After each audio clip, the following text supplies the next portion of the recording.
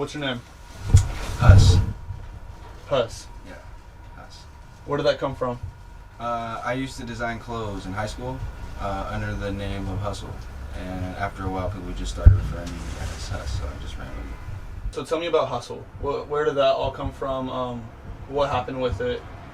It started when I was like in 10th grade, and it was called the Black Market at first. Mm-hmm.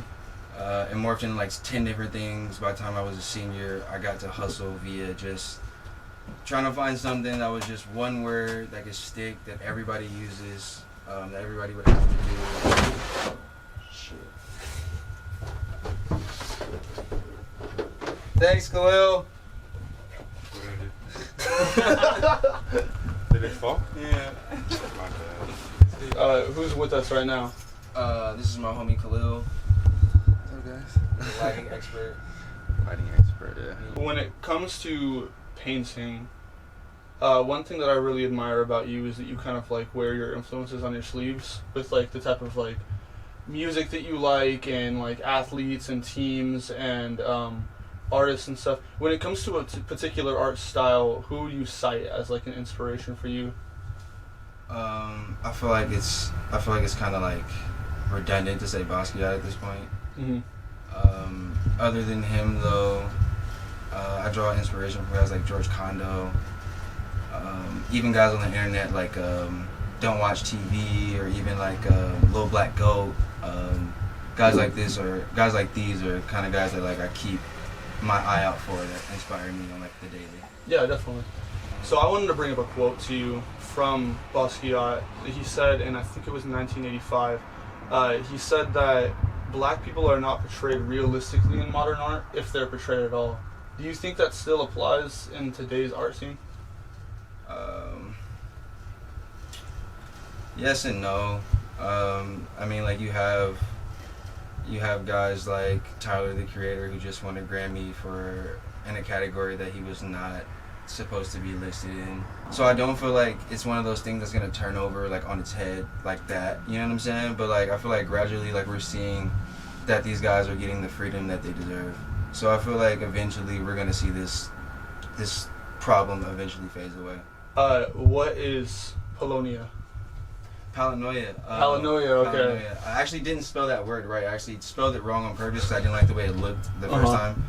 Paranoia is the repetitive practice of something until it's like mastered or perfected. So basically it's practice makes perfect. That's why I write so many things, or the same thing a bunch of times on a bunch of my pieces, until I write it the right way. Just to symbolize just practicing. Well, one thing that I noticed that I really liked was that you referred to it as if it's like a location.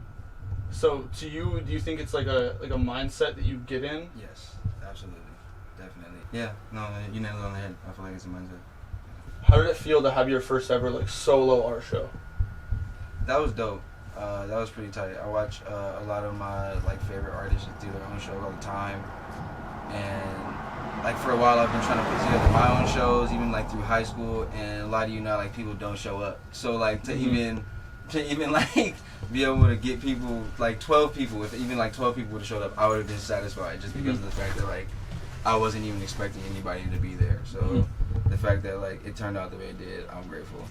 And when it comes to an artist who grows up in a not so big area, not necessarily like Sacramento, but maybe somewhere in like the Midwest or something like that, they don't live near like a big city, and they move to say New York or Los Angeles in search of the recognition for their art that they're putting out, where do you fall on that scale? Do you never see yourself leaving Sacramento just in search of recognition? Yeah, no, I don't see myself leaving at all. For several reasons. One, I just feel like that personally, I've just laid a whole bunch of groundwork here. Like I've been here for 10 plus now. So like going somewhere else and starting all over is just not, it's not ideal. There's that, and there's just the fact that as I'm getting older, I'm starting to realize and not be so offended at the fact that like larger cities are larger ponds and they will make you feel like a smaller fish. And on top of that, it just makes it harder for you to get out. Yeah, absolutely. As an artist, do you think that it's ethically correct for an artist's work to be sold to like major corporations after they die? If that's the way that they wanted to go, then absolutely. But I mean, if that was obviously not that person's principle. You know, you can tell. You know what I'm saying? So you think that? Do you think like it makes sense and it's like it's reasonable for families to like sell the rights of it after that artist has passed away? That's kind of a touchy subject. That's or does that fall into the same category of just like if that's what they wanted? Yeah, I feel like that's a really gray area. You know, I feel like it's a really gray area. That's a case by case situation. Yeah. So like for instance, right now you could find some shirts and hoodies with like pieces by Basquiat and pieces by Keith Haring at places like Target and Walmart. Right. And see, like on a level, like if you're a fan, you love that. You know what I'm saying? Because you can't get things like that at the. If you're a working class, you can't get things like that. You know what I'm saying? But to the level of like who the artist is, you know, they're people too. So if that's not the way that they wanted their art to be received, then I guess we have to respect that. So you know what I'm saying? Like there's like it's like a gray area. Like we're both kind of needy on each level, being the consumer and the artist. You know what I'm saying? So yeah, that's kind of gray. Do you feel like something like that could happen to today's Keith Haring and today's Basquiat? Like when the time comes when Takashi Murakami passes away, do you think maybe there's a chance that you might find him while you're strolling through Kmart or something like that? Oh, absolutely. You're going to find a bunch of those fucking, those Murakami pillows at fucking Target or Kmart for the low in like 20 years. I'm sure, bro. Like, there's nothing stopping that from happening. He's too big now for that not to fucking become a commercial product. When it comes to local art museums, such as like the Crocker Art Museum and some of the smaller ones in the area, where are you at on that? Would you ever try and be in there, try and be a part of that? And I don't even know if this is just like, you know, my take on like museums at this point, but I don't really see myself doing so, and I don't really see a point. But that could just be my view. You know what I'm saying? I don't know how the museum scene, because like that's the only museum that I know of is the Crocker Art Museum. And just based on visiting there, I don't really see an appeal in my art being there, you know? Do you feel like when art is presented just back to back to back to back, it loses some of each individual piece's like importance? What do you mean by back to back? Well, in the case of like a museum, when there's just paintings plastered all across the wall, you're going to not take each of them in the same as if you just saw it by itself, right? You know, I never took that into consideration, but that could be a large reason why I don't enjoy museums. It's almost like saturating the art itself. It could just be that. It could just be an overload of just art. It's just there's just too much at some point. It's almost like, now that you say that, it's almost like smelling cologne. Yeah. And after a while, you gotta smell coffee beans or something. You know what I'm saying? Like I can't. After a while, everything looks the same. Yeah, absolutely. In your opinion, is it a good thing for someone to dabble in various types of art, or should they just stick to one thing and perfect that? That's a good question. I don't know. See, like in my case, like I feel like I get bored fast, so I need something else to do. If there's either that, or I may feel like something needs to be said in a different way other than me painting it or being put on a t-shirt.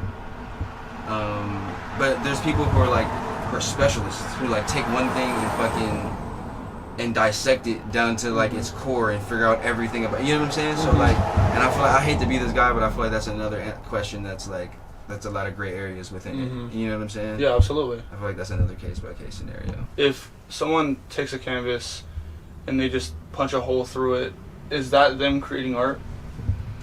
It's crazy because if you'd asked me that like 2 years ago, I would have told you were crazy and said no. But like ironically, yeah, it is, because of the simple fact, and I don't want to sound like corny or like I'm reaching or anything, but like the canvas was given to you as it was, and you did something to it. So regardless if I like it or regardless if it's art to me, I mean, you did something to it. Right. So with that, it kind of plays into where the modern art community is right now, with places like the Art Museum in New York, where I forgot the name of the painting, or piece I should say, where it was just a banana taped to the wall, and it sold for how much money? That's creation, and that is just as much art as maybe something that like photorealistic painting that someone else did. Would you say, right? At this point, like art to me is just how you feel about it. Like if I feel the same way that I feel when I look at photorealistic painting as I do this banana, Why is this banana not the same? Mm-hmm. It gave me the same feeling. And it's essentially all just in the terms of taste then at that point, right? At that point, yeah. At that point, it's all just it's subjective. It's all taste. And then finally, what's going on with Valley Huss right now? What should the people keep their eyes open for?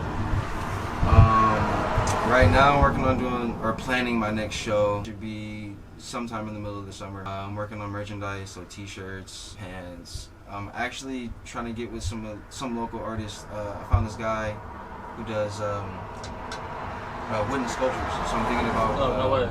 getting some like custom sculptures made and That's painted gnarly. them. So yeah, I got some cool stuff coming this summer. Okay. And where can people keep track of that type of stuff at? You guys can just follow me on Instagram, Valley Huss. All right. That's that. Beautiful. Thank you, dude. Thank you.